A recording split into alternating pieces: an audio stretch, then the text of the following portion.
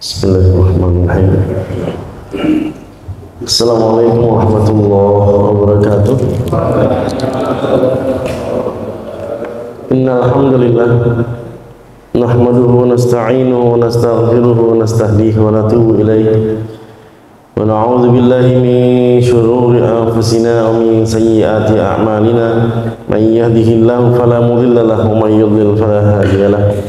Asyhadu an la ilaha illallah wahdahu la syarika lah wa asyhadu anna Muhammadan abduhu wa rasuluh wa nabiyyuhu wa safiyyuhu wa khaliluhu wa habibuhu ballagha risalah wa adda al-amanah wa nasaha lil ummah wa jahada fi sabilillahi hatta atahu al-yaqin.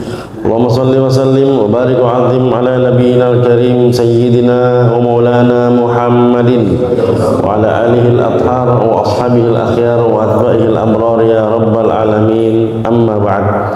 Yang sama-sama kita cintai karena Allah, para asatid, para hujat, tokoh masyarakat, bil khusus seluruh pengurus Masjid Jami' Asy-Syuhada, pengurus wilayah, bapak-bapak, abang-abang, ibu-ibu, jemaah salat subuh yang mudah-mudahan Allah berikan kesehatan jasmani dan rohani.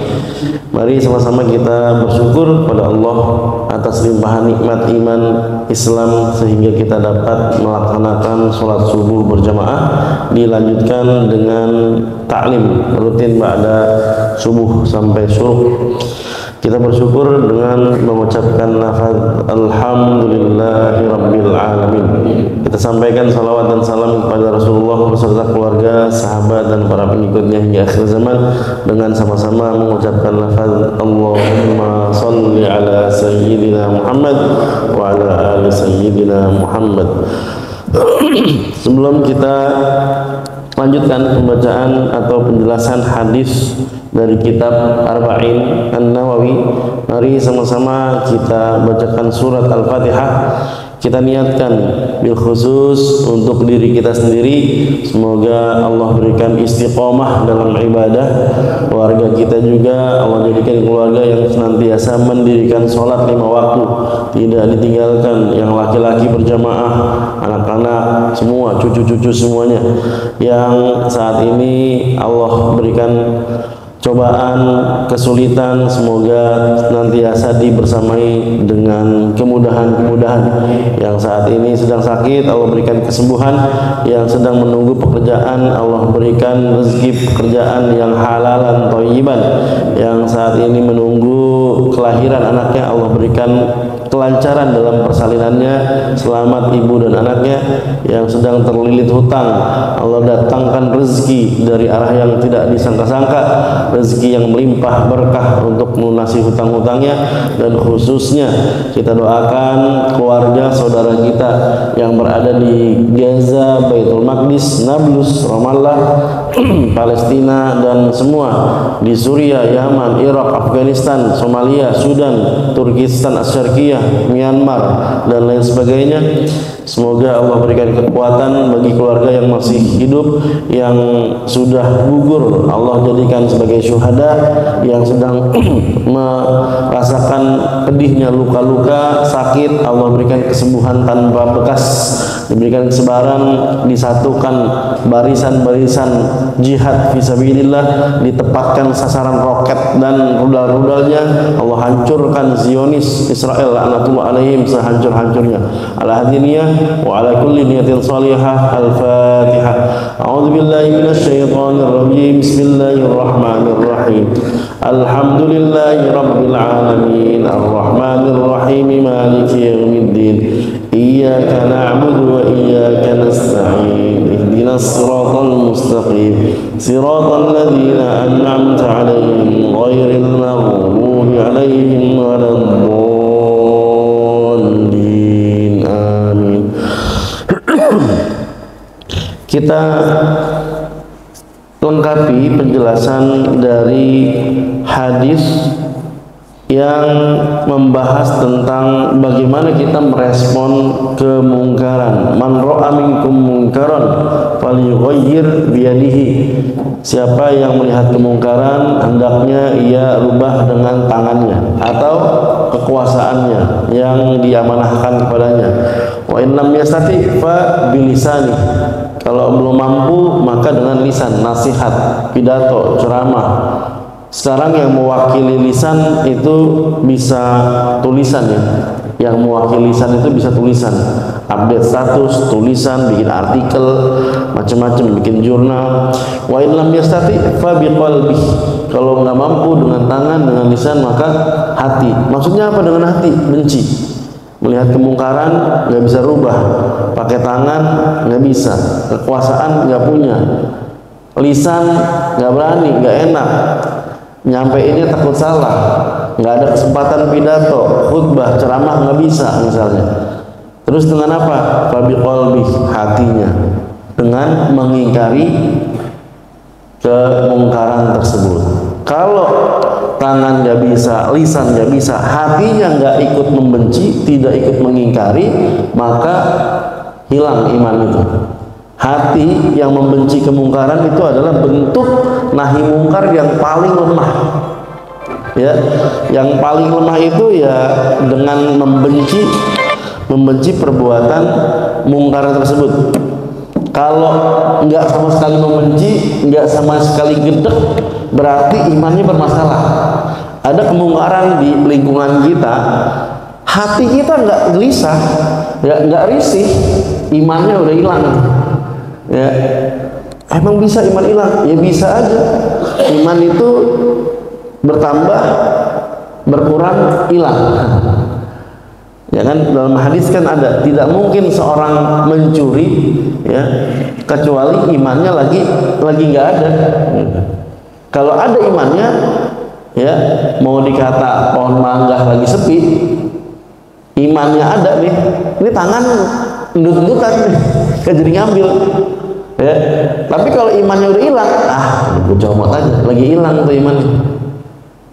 Kalau iman masih ada secuil, mau ngambil, udah nempel sama mangga, imannya bilang, lu nggak takut tuh sama Allah, diliatin. Ada iman tuh. Artinya masih ragu-ragu dia.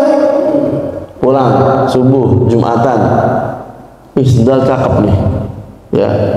Gue sendal jelek banget nih, udah setahun udah beli sendal, gue ambil lah. Baru make satu pasang sendal, tek, imannya nyala, mikir dia. Ya, berarti masih ada imannya. Tapi kenapa terjadi pencurian? Pasti pas lagi hilang imannya. Udah gitu aja. Gitu. Baik, kemarin kita sudah membahas ya tentang bagaimana hukumnya. Pertama, kalau secara massal masyarakat itu tahu, udah jelas-jelas ya, maka hukumnya itu fardu kifayah. Udah ketahuan nih di sini ada yang buka judi, Pak RT tahu, masyarakat tahu, jamaah masjid tahu gitu, maka fardu kifayah, harus ada yang wakilin gitu kan. Kemarin di pekan lalu harus ada yang mewakili untuk nasihatin, untuk menutup judinya misalnya. Itu fardu kifayah, perwakilan. Tapi kalau kita melihat teman kita yang melakukan kemungkaran sendiri, dia sendiri aja, dia nggak ngajak-ngajak orang lain, nggak ngerusak lingkungan, pokoknya dia sendiri aja. Kita ngelihat dia diem-diem lagi main slot gitu ya. Lu ngapain bro? Lagi seru nih slot misalkan gitu. Nah, dia nggak ngajak orang lain, dia cuma ngejudi sendiri online. Tetangga nggak tahu, masyarakat nggak tahu. Tiba-tiba kita tahu dia lagi main judi online. Nah, kita fardu ain. Ya, ahlan wa sahlan. Ahlun wa sahlun.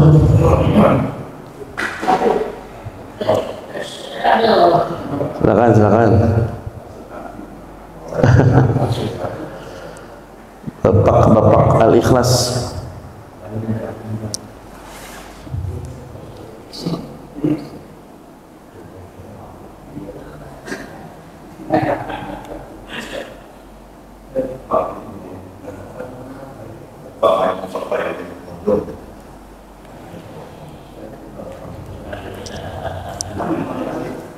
Ya.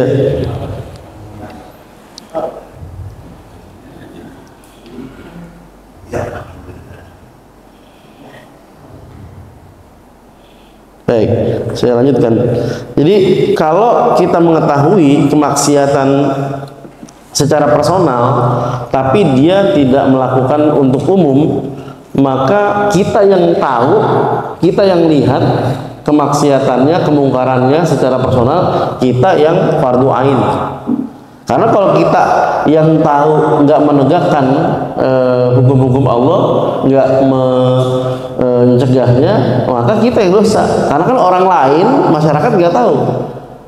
Ya, takdirnya yang tahu, yang lihat kita doang. Maka kita yang punya kewajiban ain, fardu ain, kepala per kepala wajib gitu. Ya, kalau nggak melakukan, ya per kepala dosa semua gitu kan.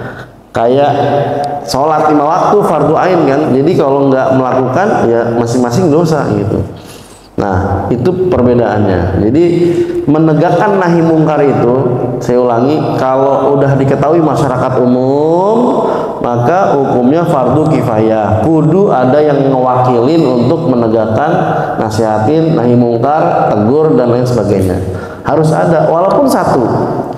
Tapi kalau tidak secara umum, dia melakukan kemungkaran, kerusakan, kemaksiatan, diem-diem sendiri aja, tidak ngajak orang lain, maka ada orang yang tahu dia melakukan itu, orang tersebut yang lihat, yang tahu, dia yang wajib. Ya, dia doang yang wajib untuk mencegah kemungkarannya. Lalu bagaimana kalau kemungkaran didiemin?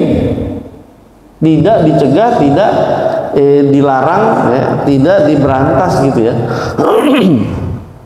Maka akan tersebar terus, Pak. Ya, akan tersebar terus. Makanya kita melihat respon para ulama ini, Pak. Respon para ulama ini memang cepat, Pak. Karena ulama itu bergerak bukan secara lahir saja, tapi lahir batin, Pak. Gerakannya, ucapannya, pendapatnya, fatwanya didukung dengan ilmu dan amal plus imannya. Jadi selalu lebih cepat dibandingkan orang yang nggak alim, bukan ulama, dibandingkan orang yang awam gitu. Kenapa? Ya satu, secara pemahaman keagamaan memang jelas berbeda. Kemudian amaliyah, ya, ibadah, zikir, wirid, ibadah mahdhoh, ghairu mahdhoh, dan seterusnya berbeda. Jadi nggak bisa sama gerakan, pandangan ulama sama orang awam itu nggak mungkin sama tuh. Nah biasanya ulama itu lebih gercep, ya, gerak cepat untuk apapun. Nah ketika melihat respon ulama terhadap nahi mungkar, ya, respon ulama terhadap suatu kemungkaran kemudian dicegahnya, maka sebetulnya itulah yang mestinya dilakukan. Contoh, ada informasi akan diadakan konser, udah terjadi Coldplay. Siapa yang paling cepat untuk nolak? Ya ulama. Kenapa? Ini band di mana-mana konser kampanyenya LGBT. Nah, waktu Lady Gaga mau datang, ingat nggak Pak? Lady Gaga tahun 2010 apa ya? Waktu mau datang ke Indonesia, ya, waktu mau datang ke Indonesia, ulama yang lurus mencegah Lady Gaga ini, isi lagu-lagunya itu banyak yang ngaco, gitu kan, Illuminati, ya, Freemasonry, tahu Pak? Aliran penyembah setan, Illuminati itu.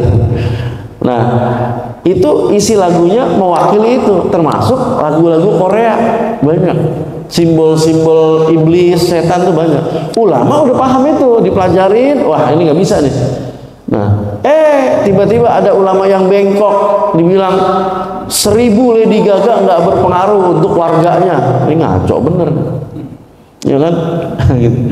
Kalau Bapak update dulu, Bapak tahu maksud saya. Ya. Jadi kalau didiemin akan menyebar luas. Nah, pertama kali muncul TikTok, ya kan? Apa yang paling viral waktu itu? Ya jogetnya, gitu. Ulama langsung respon. Ini kalau nggak dibenahi nih, nyebar luas.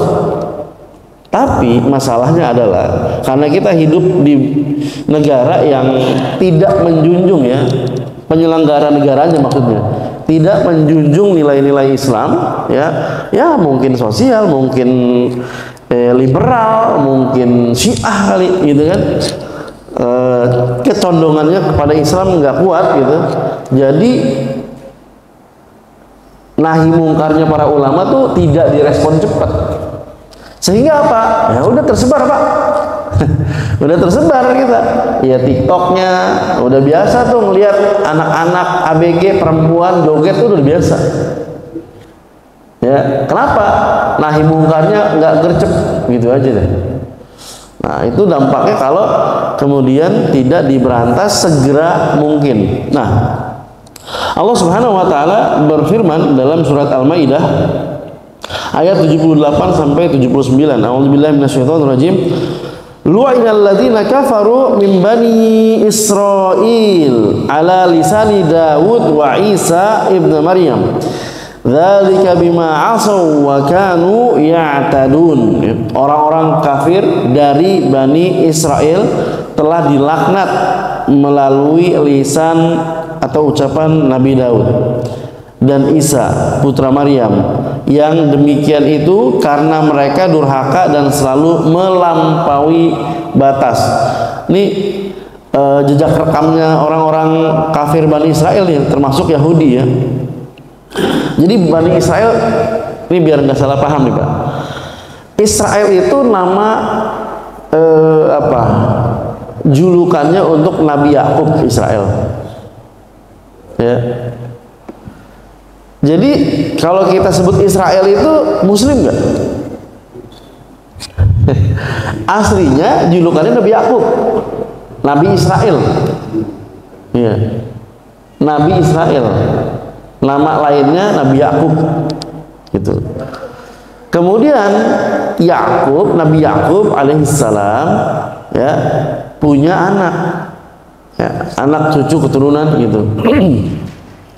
Nantilah keturunan beliau ada yang kemudian ya namanya anak beda-beda Pak. Nabi Yakubnya Muslim nggak? Ya jelas Muslim.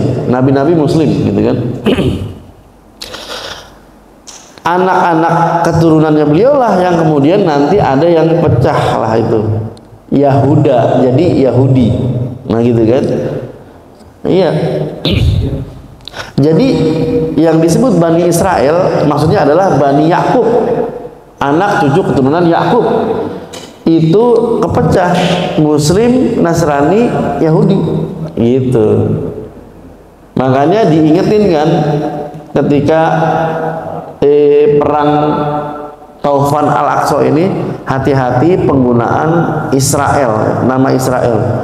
Ini propagandanya orang Zionis ya, menggunakan nama Israel sebagai negara, panggilan untuk kaum mereka gitu kan, propaganda mereka, sehingga kita menyebut Israel laknat gitu.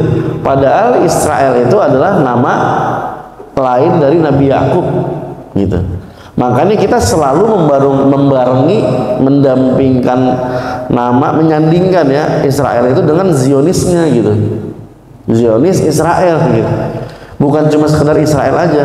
Ya memang betul secara sejarah ada Bani Israel itu anak-anaknya Nabi Yakub itu ada yang Muslim, Nasrani, ada yang Yahudi ya.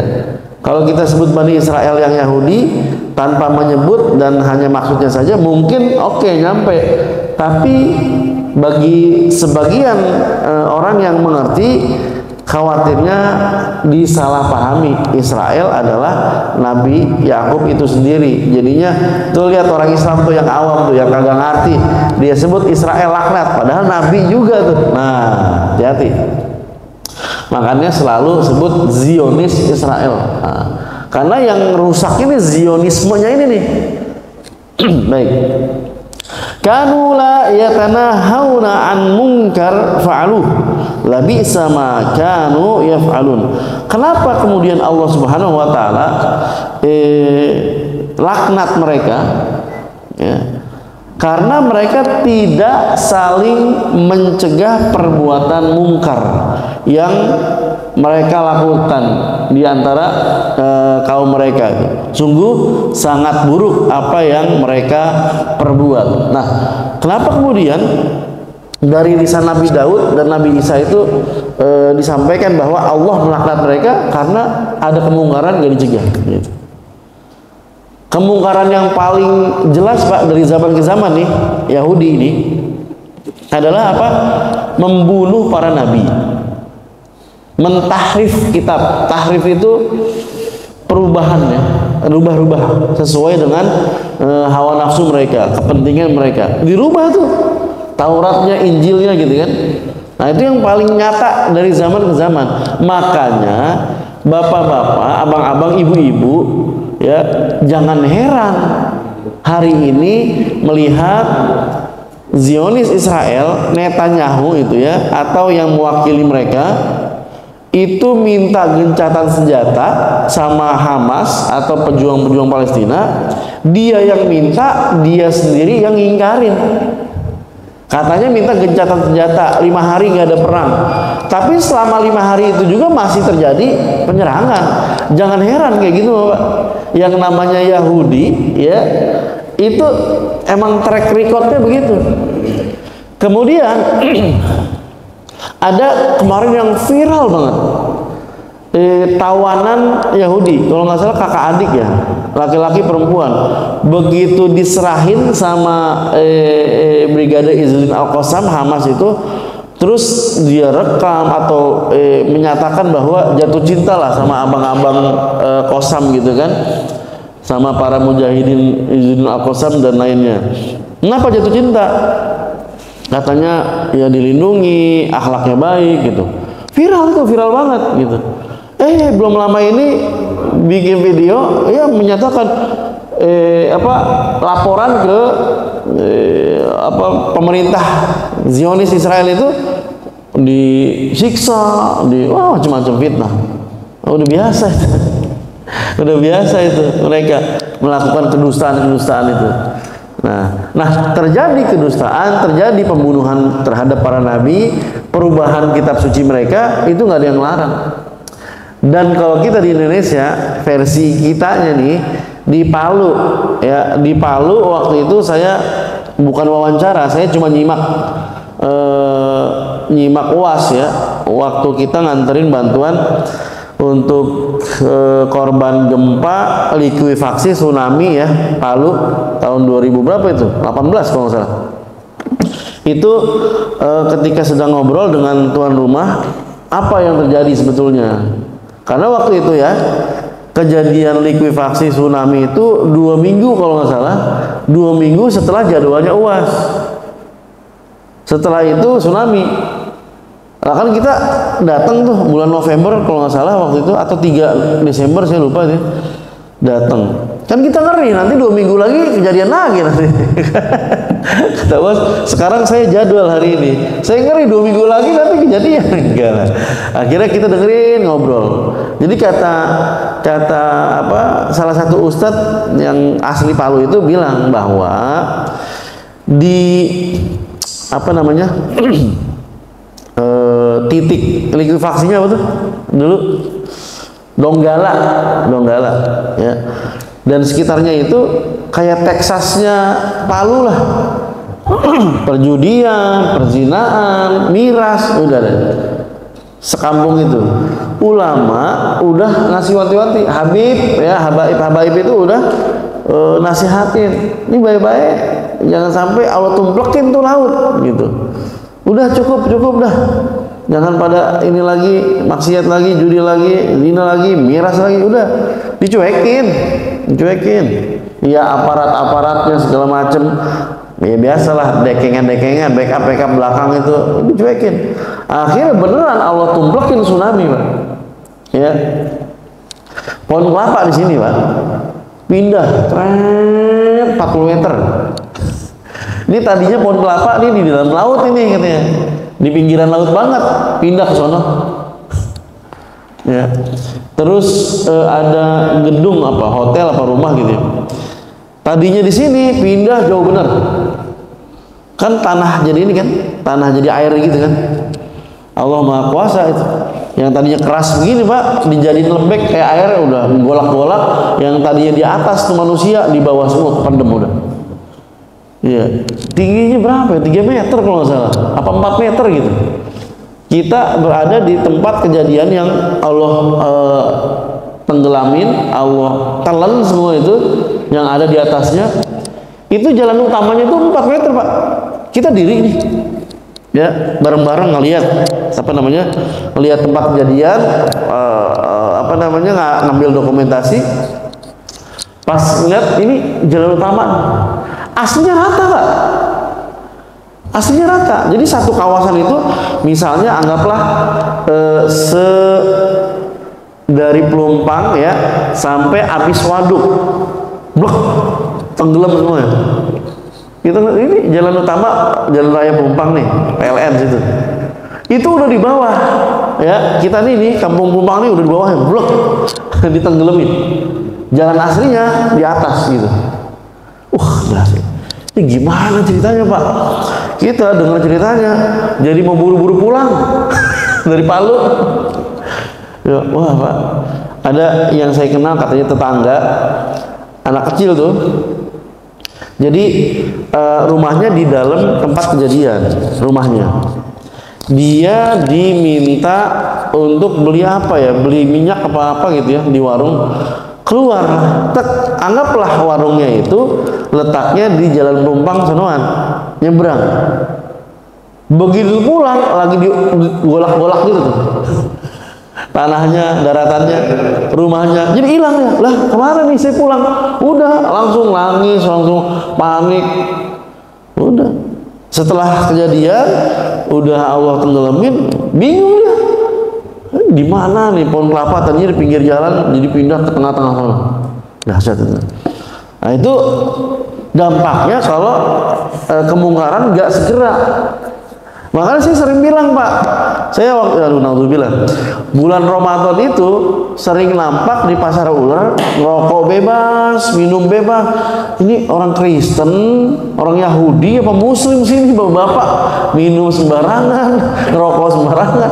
Yahudi apa Nasrani nih? Islam ternyata.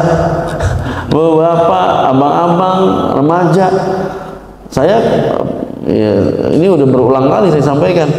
Ada ponakan ngerokok, tantang-tanteng, parkir, saya berhenti, saya ambil rokoknya, saya buang, prek, malu-maluin situ. Di tengah jalan saya ini orang liatin nggak apa-apa. Ya, dia ngelakuin kemungkarannya di tengah jalan. Orang lain yang lihat itu diem semua. Berarti apa nanti? Itu tersebar. Nanti lama-lama orang bilang, tuh dia aja ngerokok nyantai, ya. Nggak ada yang negor, kesebar, lama-lama nular, lama-lama orang anggap biasa.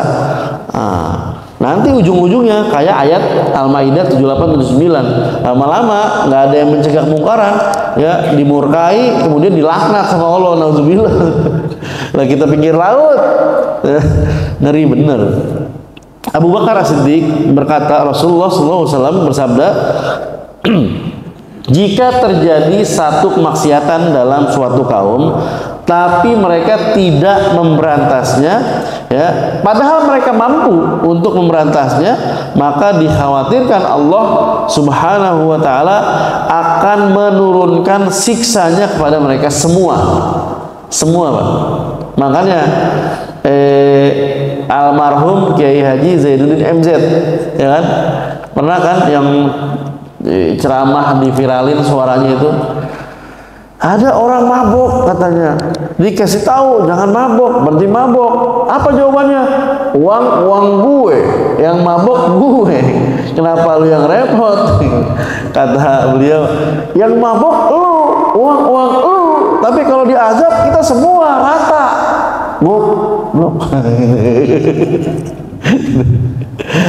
Iya, emang begitu Pak, rumusnya begitu. 1, 2, 3 orang yang mabuk bareng-bareng, masyarakat tahu, nggak ada yang ngingetin, berkelanjutan begitu terus, udah tenggelam dah, digempain kayak, disunamiin kayak, dibanjir bandangin kayak, ya. Makanya rumusnya juga ketahuan gini, tidaklah suatu kaum mendapatkan azab kecuali ada kemaksiatan yang didiemin. Udah rumus tuh, rumus tuh. Makanya jangan heran kalau terjadi kok bisa begini. Tapi kan nantinya kita menemukan ada studi kasus kejadian gempa belum lama kan di Cianjur ya. Cianjur ya. Tapi ketika kejadian kan kita nggak mungkin maksiat mulu sih di sono, nggak mungkin kan? Karena apa? Ya korbannya lagi susah, yang nggak dosa juga Allah ratain semua. Karena tadi mungkin kemaksiatannya banyak, tapi upaya nahi mungkarnya tidak seimbang dan berkelanjutan. Akhirnya kan di sana banyak Pak, macam-macam Pak, kristenisasi ya, misionaris banyak di sana Pak. Ya, kencang tuh gerakan kristenisasinya gitu. Nah, itu sesuai dengan hadis Rasulullah Shallallahu Alaihi Wasallam. Saya khawatir Allah akan turunin siksa nih untuk mereka semua katanya. Jadi kudu ada yang wakilin di Pelumpang ini, apa kemungkaran yang terjadi, wakilin Pak. Laporin dulu ke Pak RW. Pak RW tanggepin, oke nanti diproses. Rapat dengan para RT disampaikan, kata para RT-nya oke siap laksanakan. Udah. Itu namanya biliat dengan tangan, kekuasaan para pemangku wilayah yang bergerak. Misalnya apa sih? Misalnya, oh ada apa namanya kios-kiosan yang di sana ya? Kios-kiosan, kos-kosan esek-esek. Ya. Harus tahu RW berapa itu 7 kalau nggak salah. Laporin ke Pak RW-nya, tinggal nanti Pak RW-nya yang bertindak. Tunggu seminggu, 2 minggu ada tindakan apa enggak. Kalau enggak ada, lapor lagi, Pak. Kalau Bapak enggak bergerak, kita yang bergerak. Ah, gitu. Enggak apa-apa, yang penting prosedurnya udah dijalanin.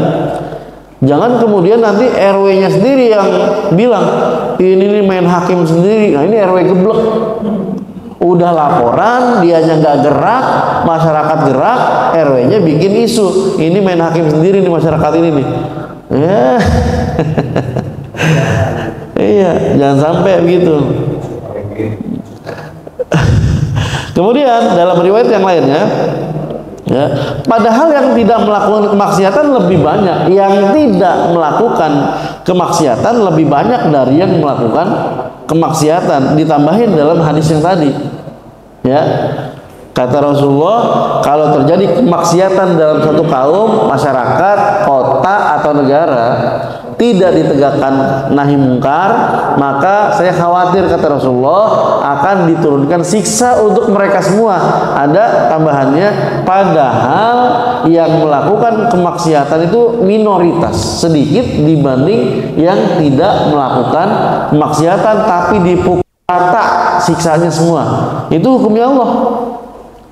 Kok bisa yang tidak melakukan kemaksiatan diratain semua? Tsunami emang milih-milih, nyaplok nih air datang dari Priok, mana yang maksiat, mana yang kagak. Nggak ada begitu Pak. Lama nanti tsunami-nya 24 jam, milih-milih dulu. Nggak ada gitu. Nah, itu dipukul rata semuanya. Memang ada beberapa keajaiban, ada aja. Misalnya masjid yang nggak goyang, nggak hancur. Ada rumah misalnya, kok rumah ini nggak hancur, yang lain hancur, dia enggak. Ternyata katanya guru ngaji, istiqomah orangnya apa. Itu pilihan Allah aja. Ya. Ya, bukan semuanya, tapi mayoritas yang nggak berdosa juga kena semua. Kenapa? Nggak ada yang ngingetin nahi mungkarnya. Gitu. Ada guru, ya, guru ngaji, guru di sekolah, atau guru apapun. Ketika salah satu muridnya berulah, entah nyontek, entah bikin gaduh, entah apa, atau begini, ada yang mencuri, ya, HP salah satu seorang murid hilang, yang nyuri masa ya dari 30 orang yang nyuri 20 orang, nggak mungkin, pasti satu yang inget. Ya, lihat nih ada HP nih, ya, di laci. Ini HP siapa nih? Kantongin, blok, satu orang pelakunya. Apa kata gurunya? Kalau nggak ada yang ngaku, ibu hukum semua, benar nggak? Gitu kan? Itu hukum Allah begitu. Kalau nggak ada yang mau menegakkan nahi mungkar, babat semuanya. Ya. Kenapa?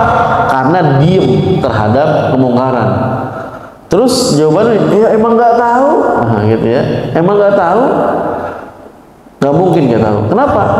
ini ada yang ngaku kehilangan. Berarti di situ kejadian kemungkaran, pasti tahu gitu. Ya, jadi analogi atau contoh yang paling sederhananya adalah yang biasa dilakukan para guru ketika ada kehilangan. Ini kalau nggak ada yang ngaku nih, bapak hukum semuanya. Begitu nggak Pak Guru? Sering gak gitu? Dulu saya ada kiai saya tuh di pondok. Maaf Pak, ya maaf nih.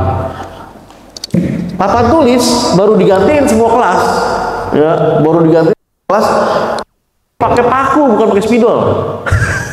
Pakai paku sama dia. Gambar apa? Gambar zakar. Bentuknya bapak tahu lah sendiri. Digambar zakar sama dia. Pakai paku lagi, nggak hilang. Konyol bener. Kalau pakai spidol permanen gampang Pak. Minyak tanah kayak autan kayak apa kayak. Dia pakai paku. Krek.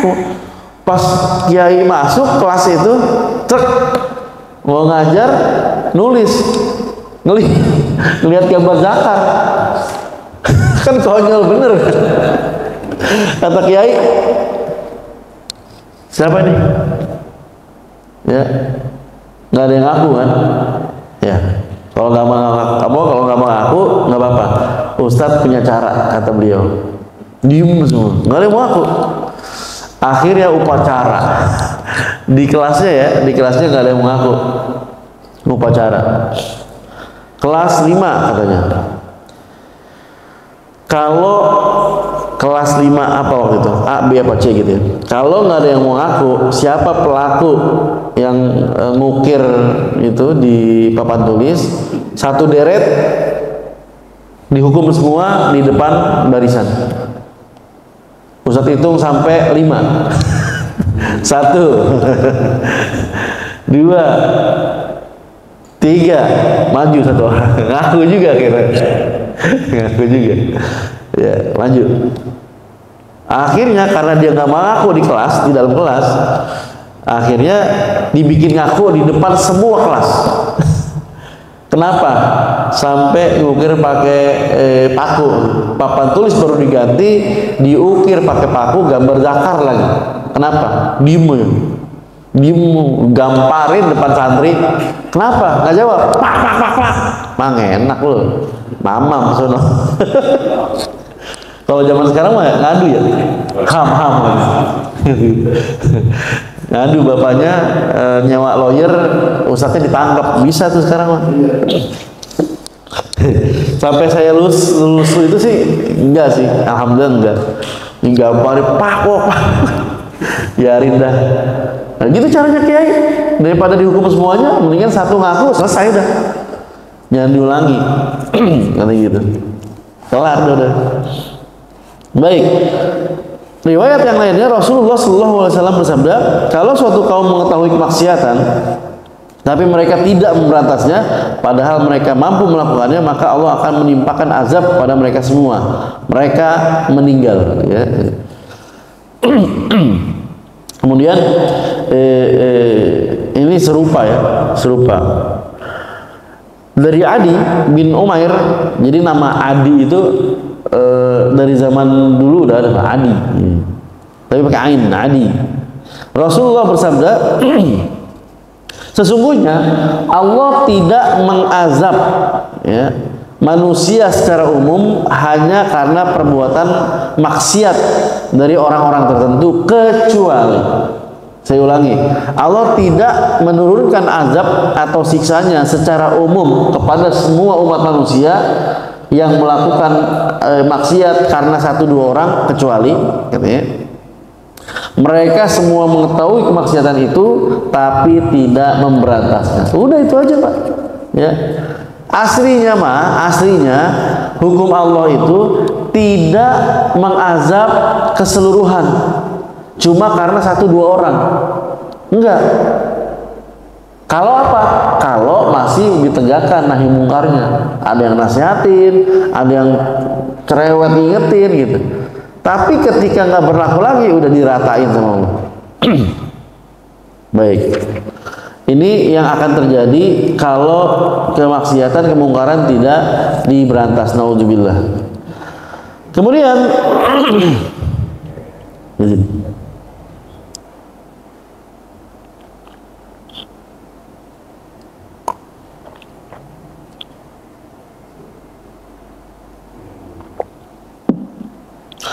ada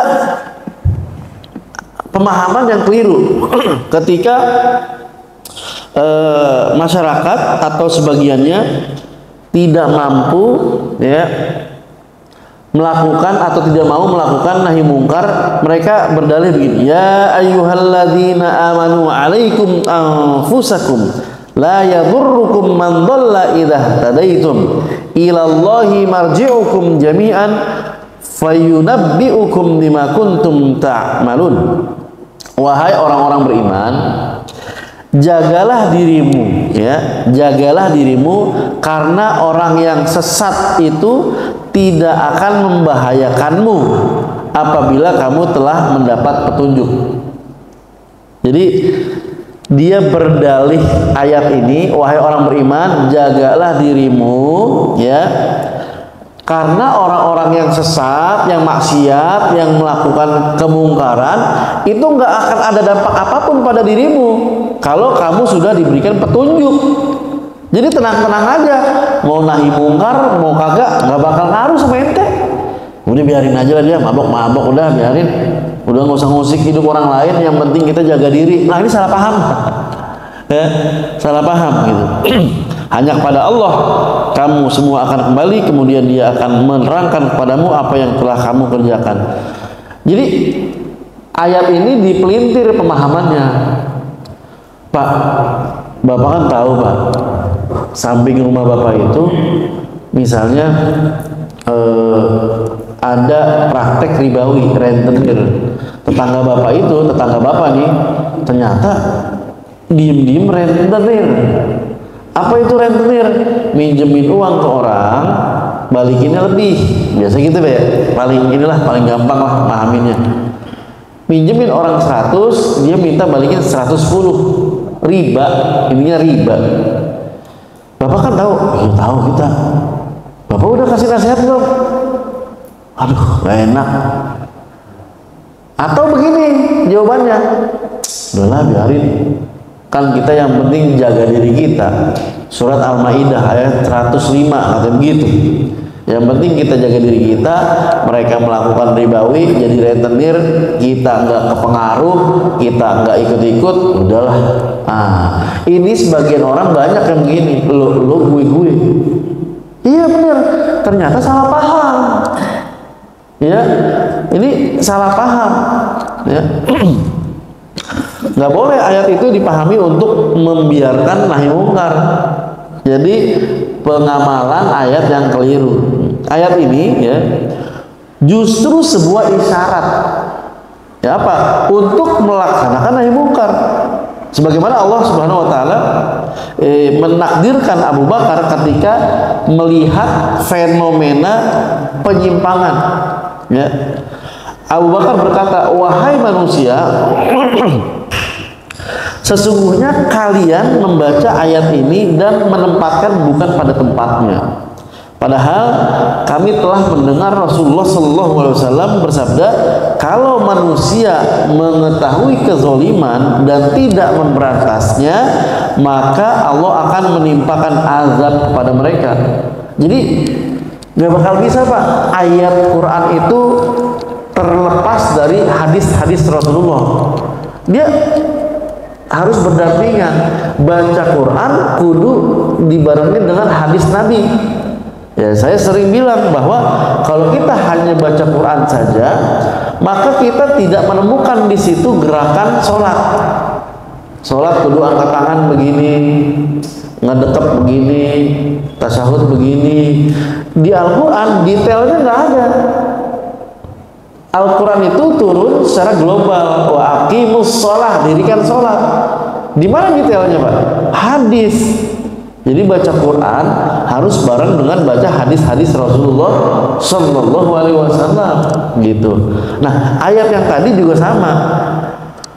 Katanya kita cukup jaga diri kita, ya, karena orang yang maksiat, yang melakukan kemungkaran nggak berpengaruh sama kita kalau Allah kasih kita hidayah.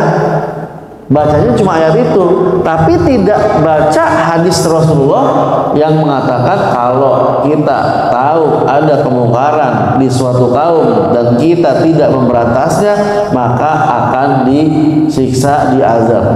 Harusnya dibarengin dengan itu. Jadi penguatnya atau pelurus, penjelasan dari ayat yang keliru dipahaminya. Imam Nawawi menjelaskan, mensyarah gitu. Yang benar dalam memahami ayat yang tadi itu adalah sesungguhnya jika kalian menunaikan apa yang diwajibkan kepada kalian, ya, maka orang-orang selain kalian yang tidak mau menunaikannya tidak akan mencelakakan kalian. Gitu. Jadi ini maksudnya adalah fardu kifayah yang kemarin kita jelasin.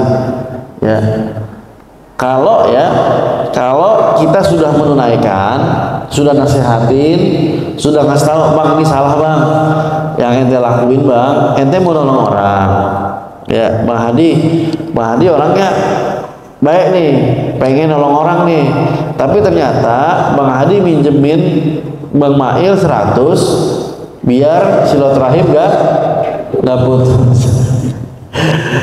Pinjam dulu 100 gitu ya. Nah, tapi ternyata Bang Hadi minta, Bang, nanti pas balikin 120 gimana? Karena Bang Mail hari itu butuh, diterima. Siap Bang, kita lagi butuh banget hari ini. Nah, baik sih baik, ngebantu nih 100. Tapi pas balikin diminta 120 gitu kan. Saya tahu, tapi saya udah ngasih tahu ke Bang Hadi, kayaknya nggak perlu ada kembalian 20.000 karena kalau dilebihin dari awal akad namanya riba bang. Oh gitu ya.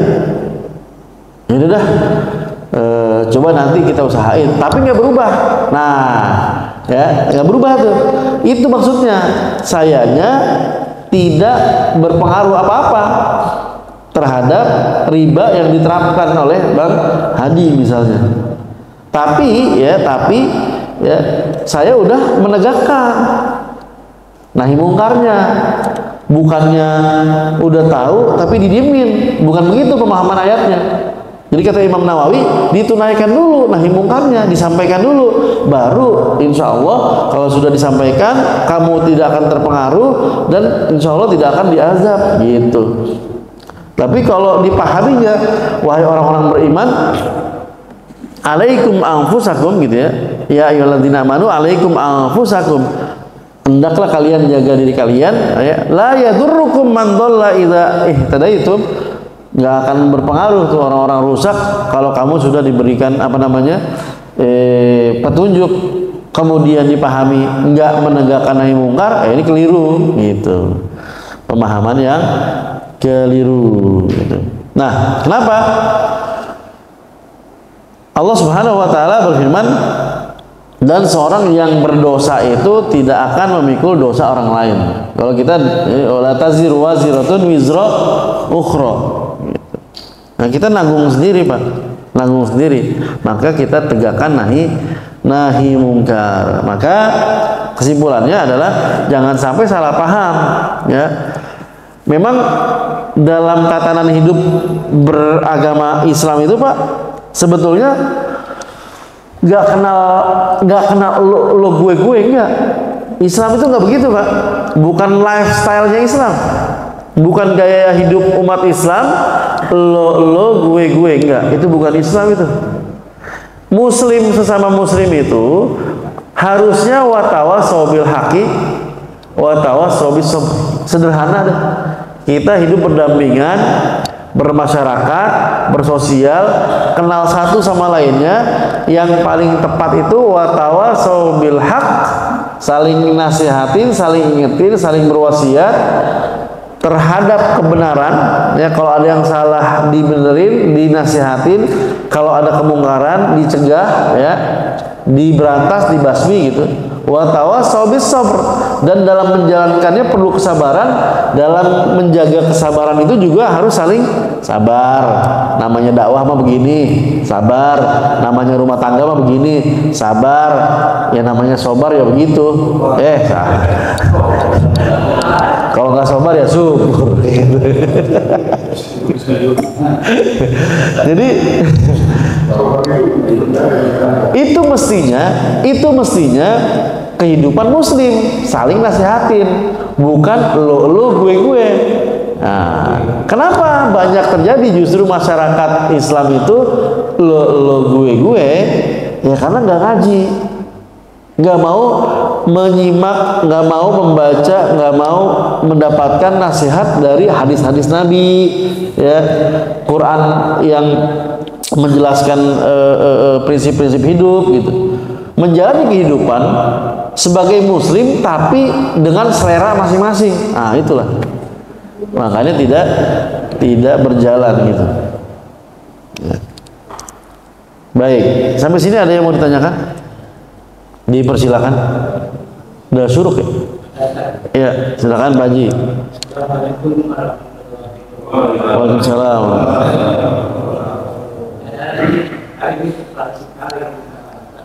Ini dua. Kalau kita lihat di tengah-tengah masyarakat ini, banyak melihat yaitu riba yang setiap hari berjalan dengan dalih apa namanya bangsa ini bangke.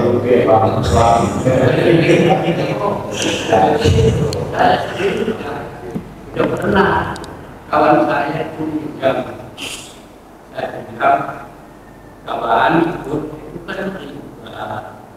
Jawabannya apa? Enak banget. Iya, tapi kan itu dia juga belum usahanya. Ya, ini jawaban. Akhirnya kita kembali pada sabar. Iya. Ini jalan terus sampai sekarang. Ini bagaimana? Kita bisa mencegah supaya dia tidak mencegah. Iya.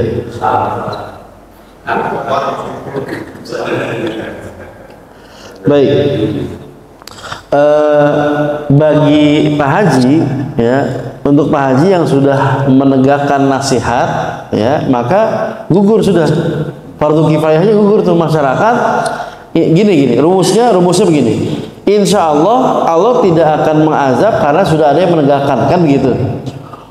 Ente udah kayak Tuhan aja, sesama Tuhan, ngatur Tuhan. Enggak, bukan kita ngatur fiilnya Allah, perbuatan, enggak mungkin lah. Alhamdulillah. Bukan, tapi dari ayat-ayat, dari hadis-hadis, rumusnya begitu. Kalau udah ada yang menegakkan, ya, nahi mungkar, nasihat, maka insya Allah tidak akan diazab, gitu kan, nggak akan diratakan, gitu. Yang terjadi itu kalau nggak ada sama sekali ditegakkan nasihat. Artinya secara pribadi dan masyarakat Pak Haji udah mewakili gitu. Itu dalam lingkup kecil. Adapun mereka yang tetap melakukan itu, ya, maka ayat yang tadi dalam surat Al-Maidah 105 itu berlaku bagi Pak Haji dan orang-orang sekitar yang diberikan petunjuk, nggak akan ngaruh, insya Allah. Udah itu dosanya, rusaknya buat orang si pelaku tadi. Yang penting kita udah nasihatin, ini mah riba, jangan dilanjutin udah, ya. Pak, saya nggak tahu Pak, bapak, ibu-ibu gimana saya nggak tahu. Tapi yang jelas fenomena bank keliling, pinjol itu ya Allah ngeri Pak. Wallahi ngeri Pak, demi Allah ngeri.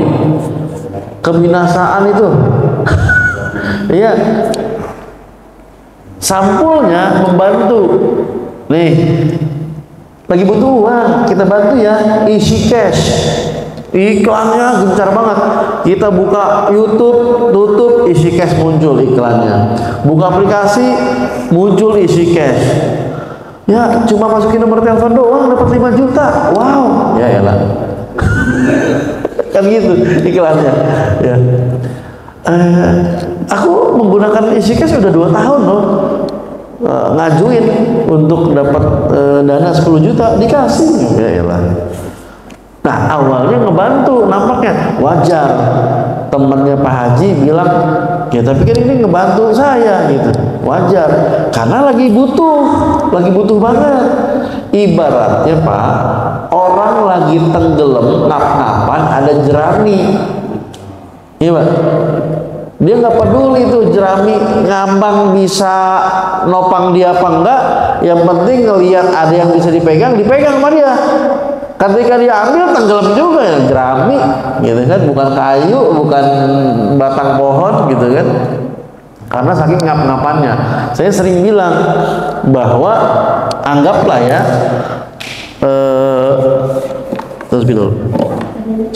anggaplah orang yang sedang kesulitan, misalnya ini di laut. Ada orang yang sedang misalnya butuh banget, udah tenggelam, udah mati dah pokoknya dah, ya udah ngap-ngapan, banyak kebutuhan segala macam. Datanglah riba, si riba ini datang jadi penolong, ya riba ngangkat dia, dibantu di Pak Haji. Ini analoginya aja ya, dibantu. Lu butuh berapa? 300.000. Oke, dibantu. Bank keliling 300.000. Bunganya segini ya, siap. Yang penting hari itu kita dibantu. Dibantulah sama bank keliling, pinjol atau apapun macam-macam namanya. Dibantu, tapi bantunya ngangkat orang yang mau tenggelam ini, yang udah mau mati tenggelam ini, dengan nyekek.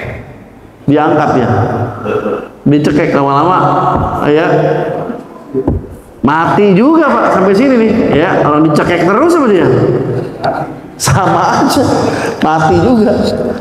Gitu. Itulah ibaratnya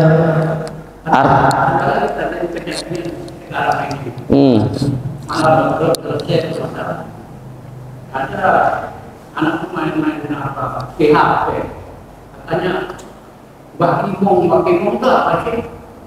Lalu capek dia itu kemarin itu katanya punya utang di HP itu ada 15 juta. Kalau orang tuanya yang dicari kasih Pak 15 juta lagi. Sekarang masih belum selesai. Iya Pak, saya tahu itu. Makanya saya tanyakan itu bakimong tuh apa? Judi. Jadi macam-macam namanya Pak Haji. Sekarang ini di handphone nih, ya Allah. Oke, sekarang kita sepakatin aja deh bahwa orang tua itu wajib tahu apa yang dibuka sama anak. Zaman sekarang Pak, kalau kagak mau ketempuan, kalau nggak mau kecolongan, orang tua wajib tahu apa yang dibuka sama anak. Bahkan passwordnya nggak boleh disembunyiin. Kalau anak kita nyembunyiin passwordnya dari kita, buang kali HP-nya. Gampang kan Pak? Ngeluh. Iya nih Pak, anak kita kalau udah megang HP, aduh kacau dah. Ya. Ini main game, oke kalau game sih ibaratnya ya ibaratnya nih game ya, nggak ada resiko untuk apa namanya, untuk uang segala macam enggak. Tapi tetap aja resiko apa, lalai ini macam-macam. Apapun itu ya, apapun itu, game kah, slot apalagi, pinjol segala macam, ngeluhin dah tuh. Ini kalau HP ini biang keroknya nih ya. Mau tahu nggak Pak? Saya kasih tahu caranya paling gampang. Ambil HP-nya. Kantongin, jangan boleh diambil. Ya udah, sita aja HP-nya. Apa perlu diajarin cara ngambilnya? Kan nggak perlu. Ambil. Orang bapak yang ngasih, bapak yang ngambil lah. Iya, tapi ini buat sekolah juga. Alah, tameng doang Pak, buat sekolah Pak, nggak ada. Gitu. Serius Pak, tinggal ambil aja. Bapak ngasih sendiri, ngebeliin sendiri, ibu ngebeliin sendiri, ibu yang kerepotan, bapak yang stres. Ambil aja, susah bener hidup, ambil aja Pak. Ada dua opsi sih. Jika ada kita, jadi download akun itu persedia. Intinya apapun itu kita harus tahu. YouTube dibuka, kita bisa monitoring gitu. Historinya, wah anak sekarang mah canggih-canggih. Historinya dihapus, historinya dinonaktifkan. Bapak kudu lebih canggih, makanya jangan kalah canggih sama anak. Wallahi. Gitu Pak Haji. Biasanya Pak Haji yang udah kejadian itu biasanya Pak Haji, orang tuanya nggak tahu tuh anaknya main apa di HP, nggak tahu. Itu kejadian tuh, tahu-tahu datang yang nagih misalnya, tahu-tahu ada 15 juta, apa 15 juta? Kita gak pernah tahu, bapaknya rajin sholat, berjamaahnya rutin, anaknya tiba-tiba didatangin. Lah, kita nggak pernah main apa-apaan. Itu bukan anak-anak lagi kan, itu Iya. punya anak dua. Iya. Oh berarti itu yang geblek itu bapaknya. Ibunya. Ah ibunya. Makanya jangan satu ibunya. Indonesia ada nabi ibu, tiga kali ibu.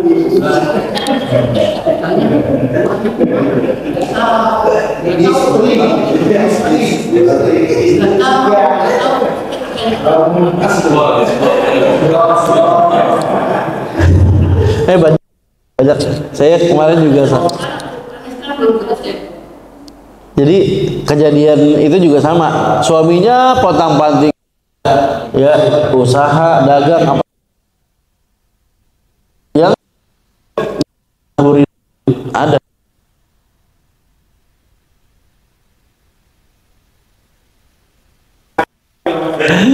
Iya. Jadi banyak itu Pak kejadian, suaminya baik-baik, hemat-hemat, tapi ternyata istri ya memang betul Pak, harus ada. Kalau zaman sekarang nih terbuka aja dah, udah terbuka. Buka sono, nggak usah pakai password segala, password suami istri, password buat anak doang. Kita mah saling tahu, ya buka aja. Iya, buka aja. Gitu. Alat Pak, alat.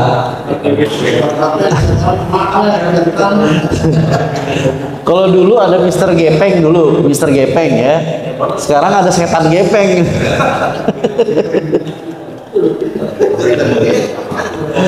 Tapi gini ya, tadi HP itu kan alat, sama kayak pisau lah. Pisau itu kan alat, dipakai buat apa tergantung ya.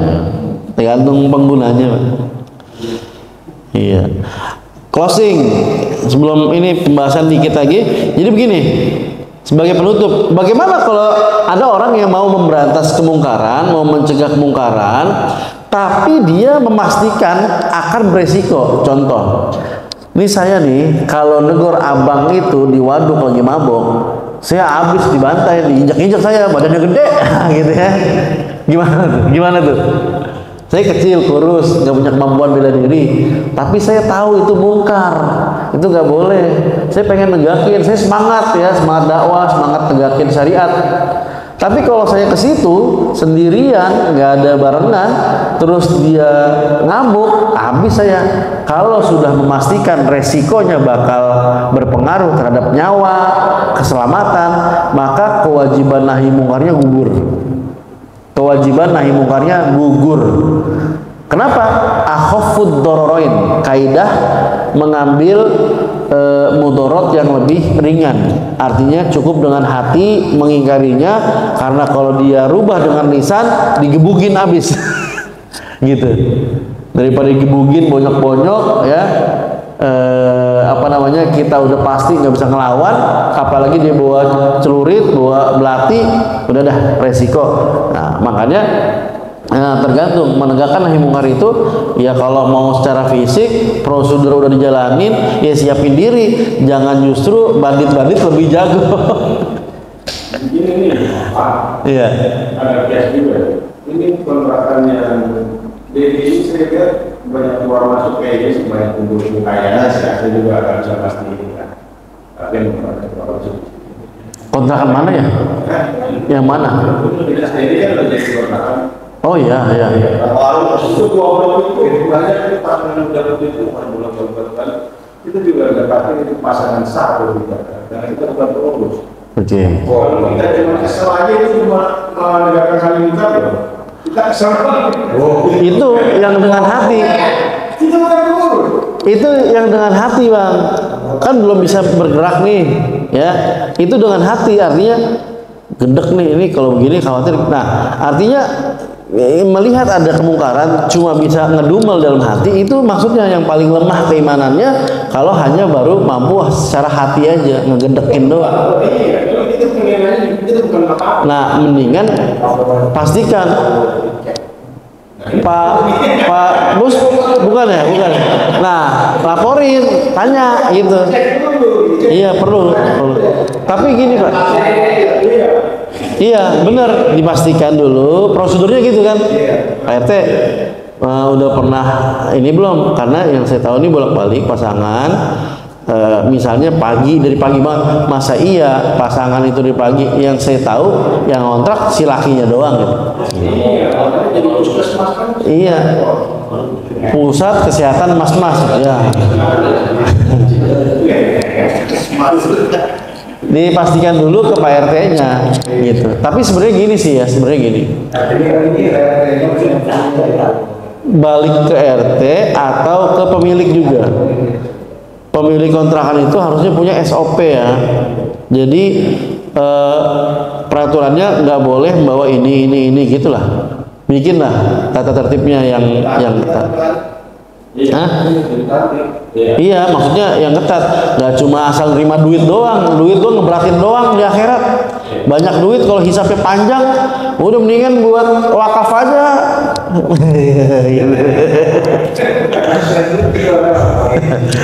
Iya, kalau cuma nerima duit doang mah nggak berarti halal haram ya, buat apaan, ngapain? Langkahnya lapor. Kalau udah dapat keterangan, sampaikan ini nggak sesuai.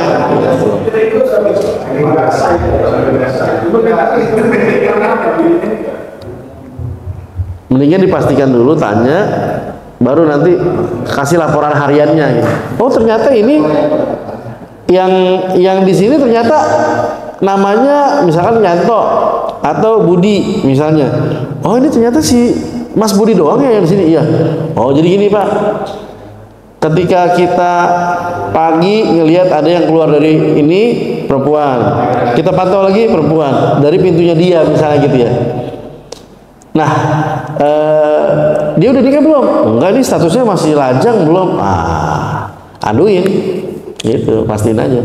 Tapi jangan cuma curiga. Kalau curiga tanpa bukti kan nanti dibalikin nggak kuat. Gitu. Iya, tabayun dulu, tabayun. Wallahu a'lam bishawab. Iya, bagus Pak, laporan-laporan kesaksian para masyarakat penting banget emang. Saya bilang kemarin kan di tahun 2005, 2006 itu kan saya sering nongkrong di belakang. Itu teman-teman kita sendiri, Pak, yang nyewa satu kamar khusus patungan. Iya, buat ngangkut jablay. Ya kita pulang mondok, kaget kita. Di main lu ke sono, kegangan. Ya kita biasa nongkrong, masih suka nongkrong dulu. Lu main ke atas lo, kita udah ngontrak satu kamar. Patungan kita biasa. Oh, siapa yang tinggal di situ? Buat rame-rame. Oh, ya oke. Main dulu biasa kan. Kita nggak tahu namanya buat nongkrong. Daripada nongkrong di tengah jalan gini suka diomelin sama orang malam-malam. Kita nyewa aja satu kamar. Ngapain kayak di sono gitu. Oke. Lama-lama makin malam datang satu. Ini siapa? Tahu tuh dia bawa dari mana gitu. Turun lagi. Besokannya lagi beda lagi. Ini ngangkut dari mana sih? Biasa tuh yang diangkut di mana aja masukin ke sini. Udah makanya nyantai aja di sini. Wah, nggak bener nih saya bilang nih. Iya, kudu ada pengaduan emang. Kalau nggak ada yang peduli gitu, Pak, kampung kita nggak ada yang berubah, Pak. Emang kudu ada yang peduli gitu. Wallahu a'lam bishawab. Ada lagi, Pak? Gak ada ya?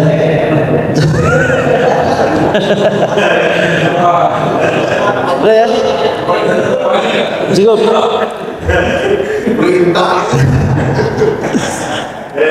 Kita cukupin ya dengan surat Al-Asr dan kafaratul majlis. Bismillahirrahmanirrahim. Wal 'asr innal insana lafi khusr illal ladzina amanu wa 'amilus solihati wa tawasaw bil haqqi wa tawasaw bis sabr. Subhanakallahumma wa bihamdika asyhadu an la ilaha illa anta astaghfiruka wa atubu ilaik. Assalamualaikum warahmatullahi wabarakatuh.